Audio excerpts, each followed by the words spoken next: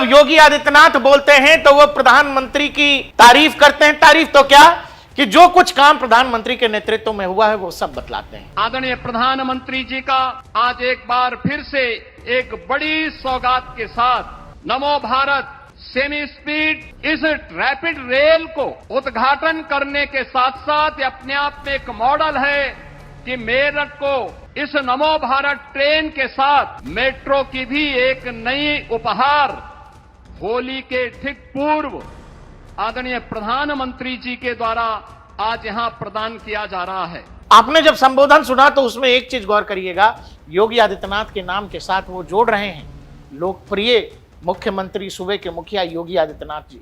वो यही नहीं कह रहे, उन्होंने आगे ये भी कहा कि एक वक्त में जब उत्तर प्रदेश अपराध की पहचान था, आज उत्तर प्रदेश विकास की पहचान है। उन्होंने ये भी कहा कि आज उत्तर प्रदेश में कानून का राज है और उस कानून के राज की वजह से उत्तर प्रदेश में एफडीआई बढ़ा है, विदेशी निवेश बढ़ा है और आज उत्तर प्रदेश विकास की रफ्तार में आगे बढ़ रहा है। जब ये सब कहा जा रहा है तो ये तारीफ किसकी हो रही है? जब प्रधानमंत्री कह रहे हैं कि उत्तर प्रदेश पहले अपराध का प्रदेश था, अब जो है उत्तर प्रदेश उत्तम प्रदेश है, ये किसकी तारीफ हो रही है?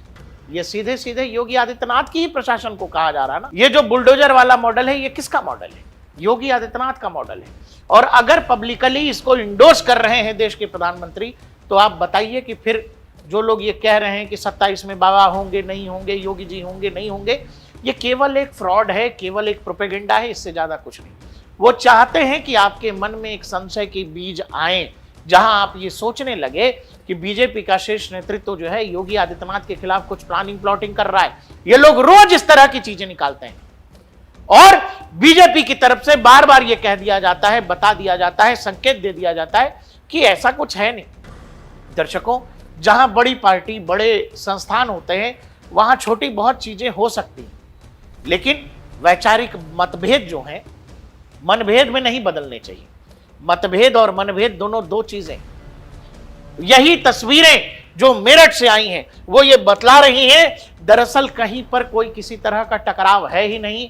बीजेपी की टॉप लीडरशिप हो या फिर लखनऊ का बीजेपी नेतृत्व हो, वो इस बात को लेकर क्लियर है कि उसको 2027 का चुनाव लड़ना कैसे है।